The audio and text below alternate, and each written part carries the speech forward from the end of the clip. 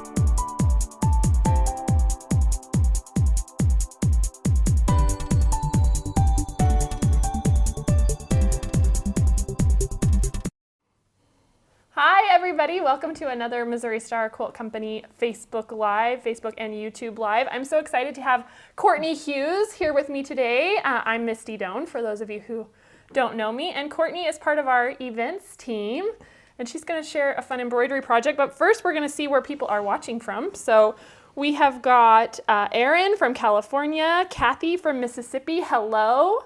Let's see where we've got some other people tuning in from. Tennessee, Linda from the world's most beautiful beaches in Florida. She had to make sure we knew that. Oh. Rub it in a little bit. It's actually nice and sunny here today, but we've had some nasty weather. So Lisa from South Dakota, hello. Thank you guys so much for tuning in. If you didn't realize, February is actually International Embroidery Month, and so we're wrapping that up with this fun Heart Quilting hand embroidery project, right? Yes, ma'am. All right. Yeah. Well, there is a link in the post that has these awesome free printables that we have for you guys. There's actually 5 different ones, and I'll show you here these 5 that we have. And so we're just going to be teaching off of one, but these are some fun Heart Quilting designs that you guys can print off and do your own embroidery projects. So we will dive in from there. And Courtenay, you chose this one, right? This first one? Yep. All right. This cute little cursive one. All right. Well, I will let you take it away and show me how you do this. Okay. So the first thing I needed to do. This one? You want to see it one more time? The first thing you need to do is figure out what fabric you want to print it on. I just did a little white on white heart that went with the fabric that I chose. Any fabric will work. I cut my fabric piece about 2 inches bigger all the way around so that when you're embroidering, sometimes the fabric frays and sometimes it might shrink up a little. So I make sure there's enough room for me to square up my project at the end. You want me to get those out of your way? Oh, sure. All right. Thank you. You bet. So how to transfer your design from the printable onto your fabric. There are many things you can use. The one most basic that everyone, I believe, has in their house is a window. Yes. You can tape your printable right to the window, tape your fabric right on top of that, and just draw. Okay. The second way is I've got this little light box I have at home. I tape the printable onto there. Then I will tape my fabric onto there. And then just use my micron pen. We'll get into that in a moment. And you're just using painter's tape? I'm just using painter's tape, Scotch tape, any tape you have around the house will work. Awesome. I wouldn't use duct tape. But and then you can just draw right on top of your printable.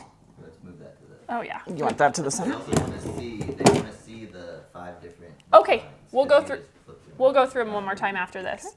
So here... And I would probably tape this a little better at home, but then you can just draw right on top. It makes a real nice line. Real easy. Awesome. The other piece of, the other item we have that I absolutely love, and I've used this quite a bit, it's called Transfer Ease. If you've got fabric that's black or dark like my shirt, this product will go through your inkjet printer. Okay.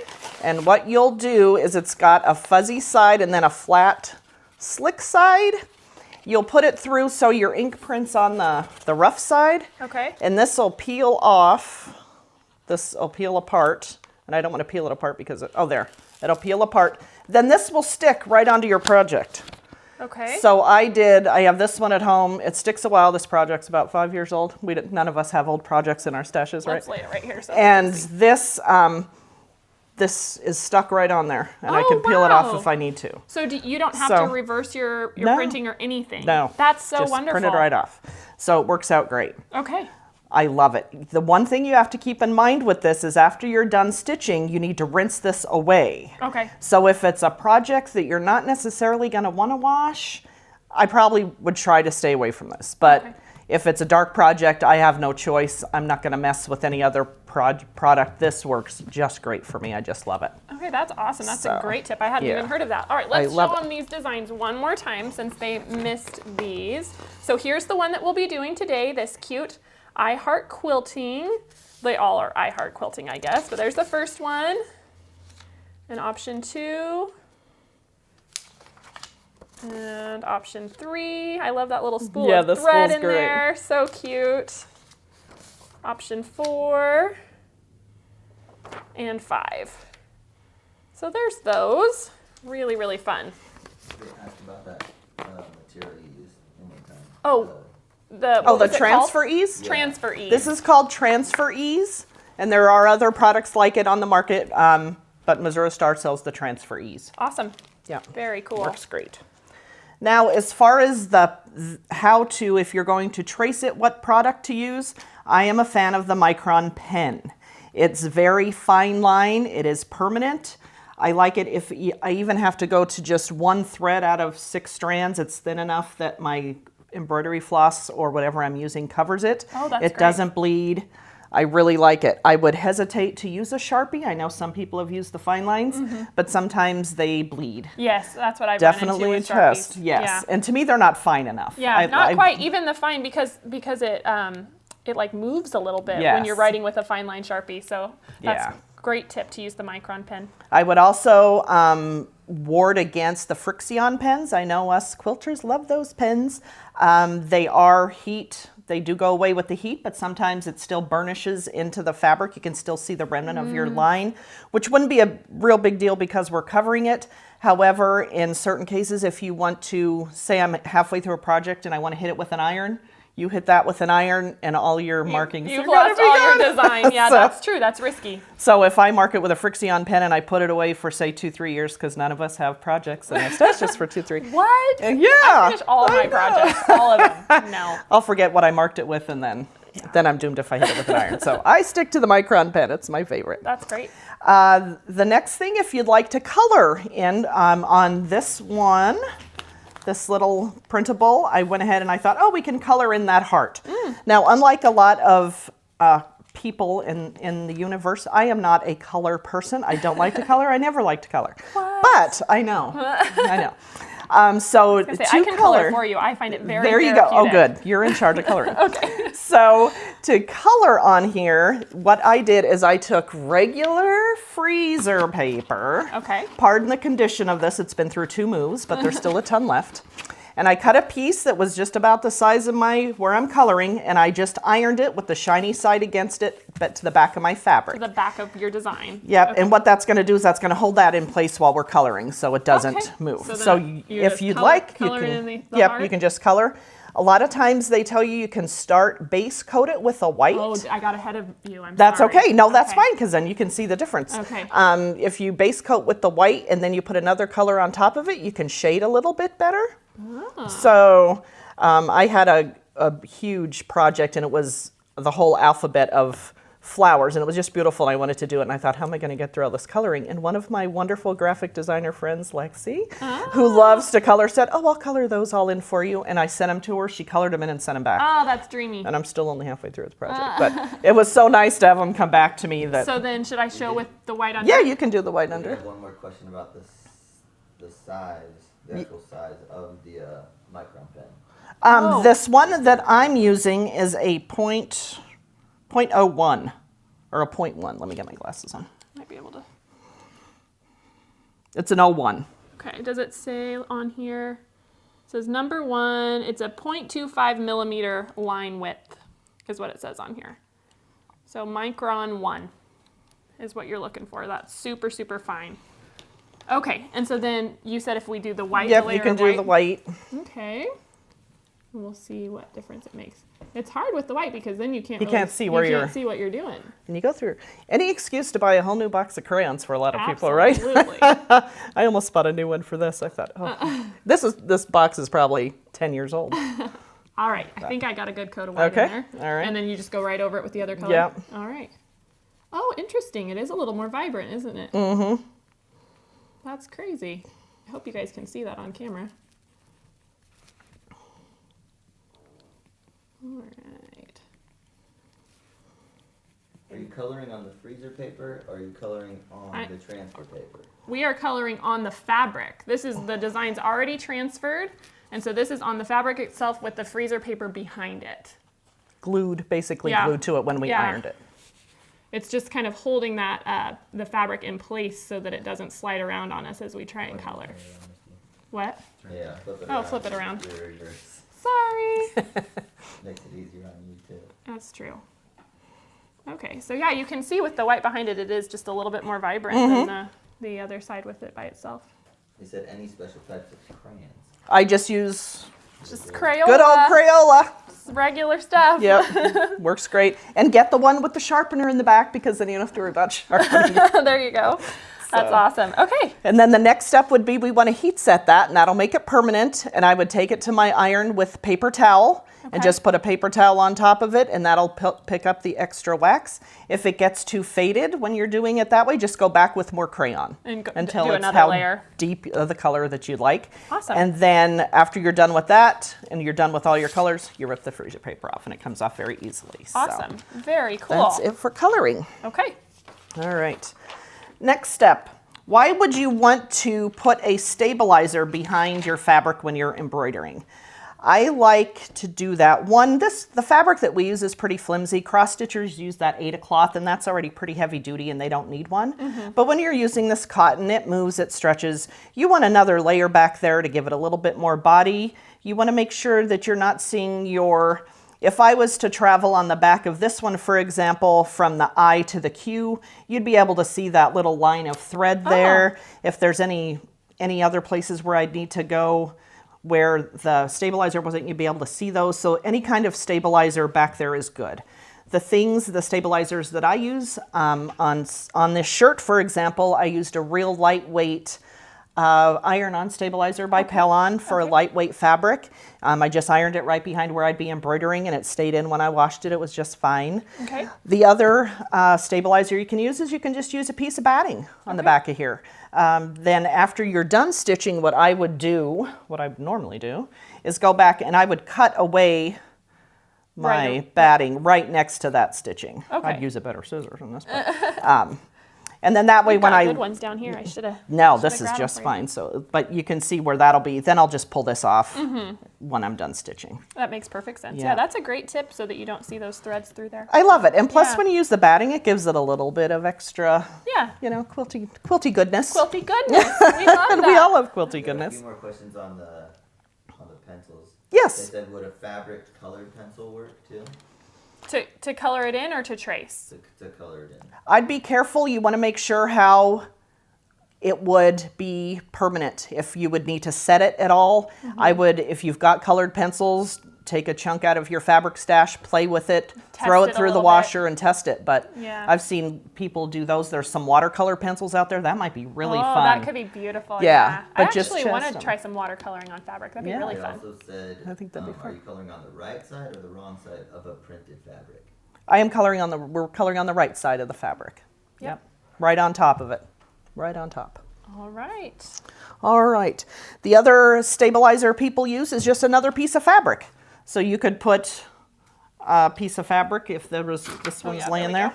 You could just use the back of this and double it up and use it as just another layer of fabric. I've done that too, and that works just fine. Okay. It works just fine.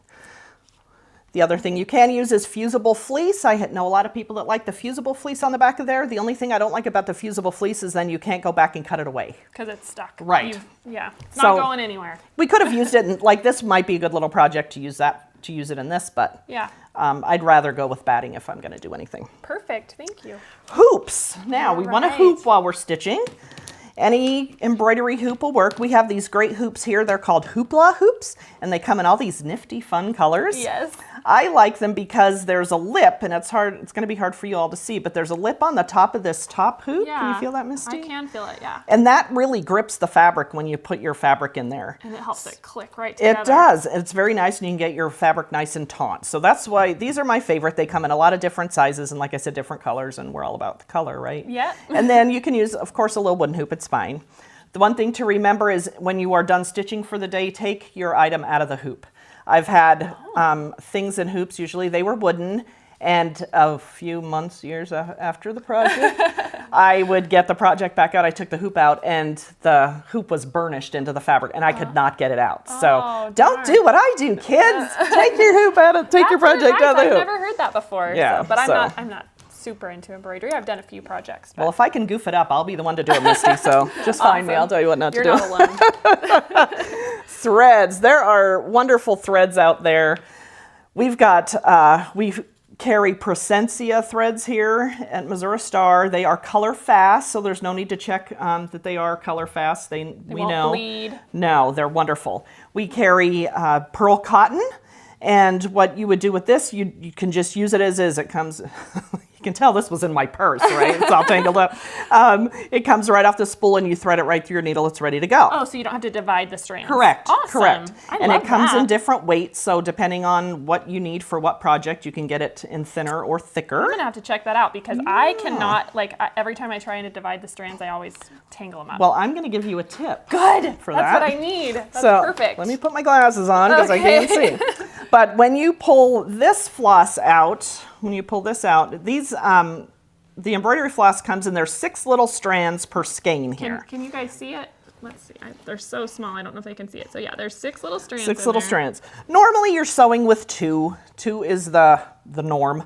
So to get these strands apart, I just flick that to separate them, and then instead of trying to pull it apart like this, go straight. Just pull it straight out. It never tangles. Once I learned that. Did you see that? So instead of, I separate it at the top, pull it out, and pull straight up, everybody. Oh, and you don't have that tangled mess. Now I know. And even, so if you've got 6 strands and you want to separate and you get down to the last 2, still separate them because it gives you better coverage. Can we show that one more time? Of course. Go a little bit closer to that center of the square. Okay, right here? Yeah, let me zoom in a little bit. Okay, we'll try and We're get this show really good. A little bit better. A little bit closer to me. Like there? There you go, yeah. Okay, so if we've got our strands laying here and I'm trying to pull 2, we'll pretend this is 6. I'm gonna flick the end of that and see how those strands come apart. And then you're just gonna hold it on and pull it with the other hand. So smart. It used to be before I learned this trick, I don't remember, that you would pull it like this and do this and it just tangles like a mess. That's what I deal with every time. Slick, That's so slick, great. slick. Yeah, that was one of my...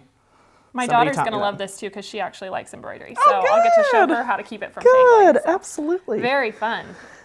So I like using the floss. There are pros and cons of everything, of course. The thing about using floss is then if, for example, if I'd want to in the heart only use 1 strand, I have that 1 strand, I can just pull 1 out. If I needed it thinner, then I'd want this pearl cotton is, I'd have to go buy another skein of Right, you're pearl stuck cotton. with it as is. So, that makes sense. So it depends on what you're doing. A little more versatile with the floss. Yes. But, I mean, who doesn't need an excuse to buy pearl cotton, right? In every color that they carry. That's right, yeah. Alrighty, let's see. Now we're up to... Okay, now we're ready to start stitching. And to save you all from sitting in front of your computers for 4 hours while I try to thread the needle, I already threaded it for you. And so are you using... I'm using the pearl cotton. You're using pearl cotton. Yeah, just because I thought it'd be thicker and easier for y'all to see. Wonderful. To make my knot, I do knot, and especially with the pearl cotton, there's slick ways to do it if you're using other product, and I bet you could do it with this, that you don't have a knot on the back. I've never had any trouble. People don't like using it because sometimes it says it's bumpy. I don't have a problem with that. Most of my really embroidery doesn't look very pretty on the back. I know that's a sign of an amateur, but no. Who's going to see the back, That's what I say. It looks good on the front, so it's good enough for me. It all doesn't matter in the end, right? It just doesn't matter. So to do this knot, all I do is wrap it around my finger. This is real technical, and then I roll it to the end and pull on it. That's awesome. And there's That's my how knot. I make my knots as I well. mean, just a regular knot. I knew that trick. That trick. That's a good trick to know. That's a good So the first stitch that I do is going to be a back stitch. And I'll just come up from the back, obviously, because it's a back stitch. Is that okay for you guys? Can you guys see this okay? Okay. And then I'm going to go down and up. And I want this to be, I want the space between my thread and my needle coming up about to be the same. Okay. Okay. And then for this next stitch, I'm going to go down in the same exact hole where this ended. And then I'm going to come up past that thread. And if I can, I want to be as close as I can for this to be evenly spaced from where the needle goes in to where the needle comes out. And that thread that came up should be right exactly in the middle. Smack in the center. Okay. Awesome. And that's just a back stitch. That's what I use most of the time in my embroidery. It's just easier. Sometimes, and I'll tell you, a lot of the times it'll depend on what I'm using. These are coming out very good. A lot of times I'm called a stab stitcher, which sounds bad, but all that means is that I'm stabbing here and then coming back up in front, and I'm not doing that nice stitch and staying on the top of my fabric, which my method takes forever, and that's probably why I don't get any embroidery projects done. So I just need to... And it's also hard to do sometimes. I think I get my projects too tight in my hoop. Oh. So sometimes it's really hard for me, and I like to do real small stitches. So for me, sometimes it's hard to get real small if I'm doing this method. So I just poke it in and bring it back up. Where you want it. Yeah. That makes sense. So Somebody asked if there's a reason why you're not hooping it. I'm not hooping it just because it's just a demo. If I was doing this, I'd put it back in the hoop. Should we show them in the hoop? I could put it in the hoop. Yeah, let's do it. I can put it in the hoop. Let's show them how you do it. Okay.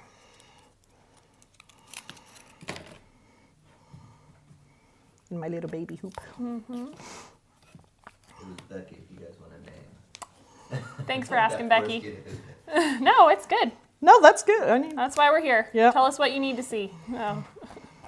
okay, so there I'm hooped. It's pretty tight. Okay.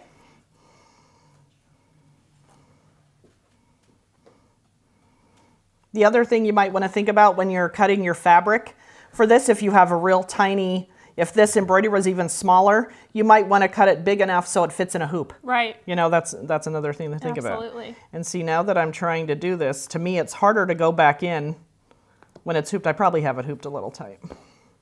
But there you go. Because I thought, like, for some reason in my mind, I thought it was supposed to be really tight. And I like it tight, you know, it just... Yeah. So there we go. Nice straight line, as you can see, without it being dry.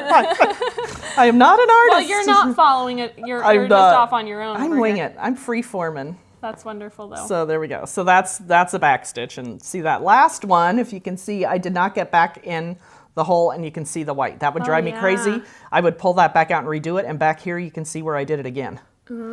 So I'm a better stab From stitcher. here, it looks wonderful. Oh, thank you. There we go. I can't see it at all from here. And if you do it in black, you could always go back with a black Sharpie or Micron pen and fill in There that hole, you and nobody will ever know. No one will know. So the last stitch I'm going to show you is a French knot, because that's the knot we're going to use to dot our eyes.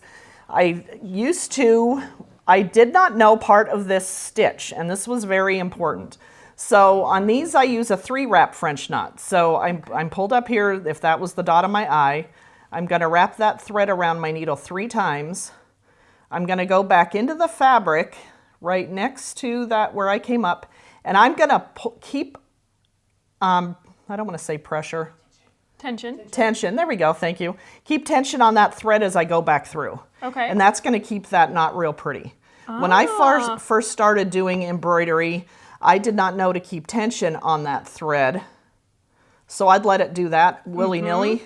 And it's not gonna. And then look at the difference of the knot. Oh, wow. Like it really makes a difference. It really does. That's crazy. So keep tension on that thread, and you can make your dots as big as you want. If you want to make just a little one wrap French knot, just wrap it around your thread once. See the difference? That's 1, that's 3. And let's do 5. You can do a 5 to be crazy.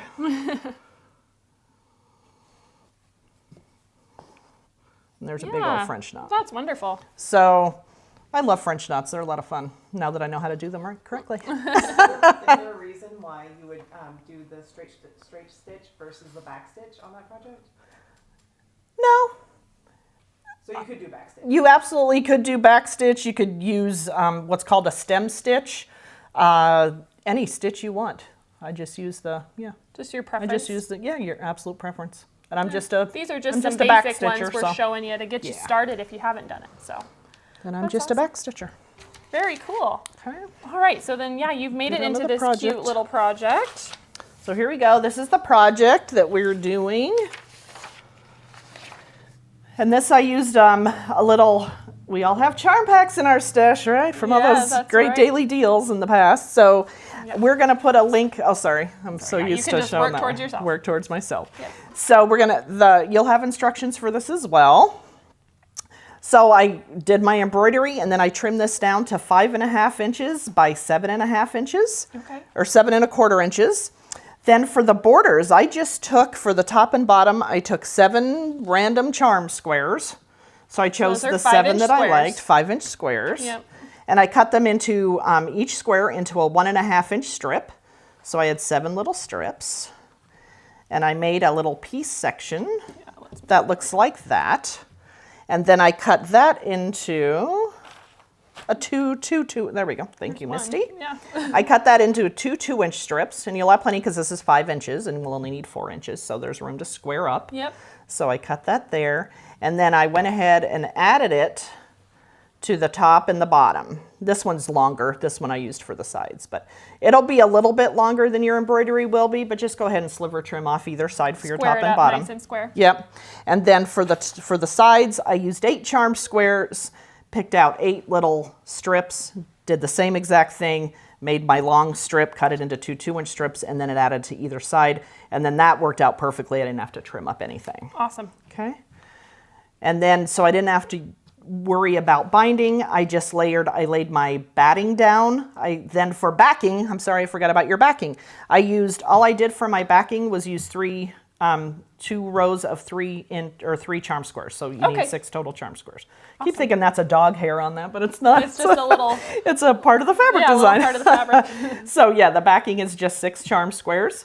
So I laid down, when I went to sew this, I laid down my batting. Then I laid down my charm square backing right side up.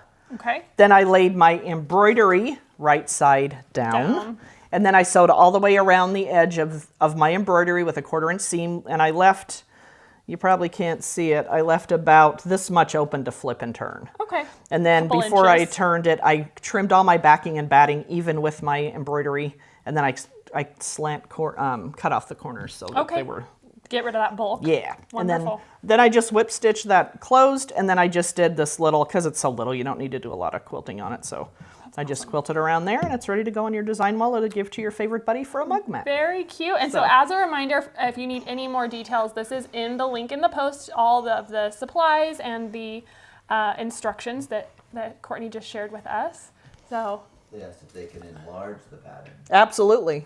Absolutely. Enlarge or reduce to your heart's content. Yeah. I was trying to get somewhere in between on my shirt this big one. Yeah. The big one and this little one, but my printer at home doesn't do it. So it was like, okay, big or little. So I went with the small, and this I printed out. This prints out landscape, and this is the size you'll get. It fits your paper. If you print it out portrait, you'll get it the size of the embroidery. Yeah, and on most printers. On most printers. Yeah. And so we just thought we'd show you a few more of the cute little embroidery projects that we do have available for you here at Missouri Star. So we carry these tea towels, and there's some cute little tea towel designs. Oops. Here, just some different states. There's Missouri. So, and then we also have those are in this book. We have a few of these available for sale. This Land That I Love book by Amy Barrickman. And then we have these really cute little Missouri Star pin pillow embroidery kits that you can get, and it comes with the floss and the design and everything there. So we hope that you have done some embroidering this month. You're asking about that pillow too. Oh, this pillow, yeah, this is in the book as well. This is one of these Land That I Love projects that are in Amy Barrickman's book. It's filled with all kinds, all the states, and some fun embroidery projects to go with it. So that's super fun. Any other questions that we have? Could you use ribbon on the embroidery project? Ribbon. I would use a thin ribbon, and I would definitely test it. It's going to be quite wide. Yeah. So you'd have to use one of the larger printables probably, as opposed to the smaller one like that's on my shirt or your project. But sure. Yeah. Sure. You might have to check the washability of that too, though. We're all about trying things So, out here. absolutely. So let us know if it works for you. Yeah, we'd love to hear That's it. awesome. So. Anything else? Any other questions? Deb says she wants more live. More live. We'll try, Deb. We will try. If you have suggestions for things you want to see on live, put them in the comments for sure, because we love to know what you guys want to see. That would be awesome. All right, awesome. Well, let's see. We're so thankful for all of you guys tuning in. We appreciate you. Any questions? Yeah, do you have any further questions at all? Want to make sure I don't miss any. Looks like we've got most of these. Joined. Someone just joined. It's over. I think it's over. Sorry. But what? You can rewatch it. Yes, but you can always come back, and it's available to rewatch anytime on our page. It should be on both YouTube and Facebook. So make sure you tune in, and we appreciate you guys so much, and we hope you enjoyed this fun embroidery project. We will see you next week. Thanks for having me, Misty. Thank you, Courtney, so much. You were wonderful. Thank you. See you later.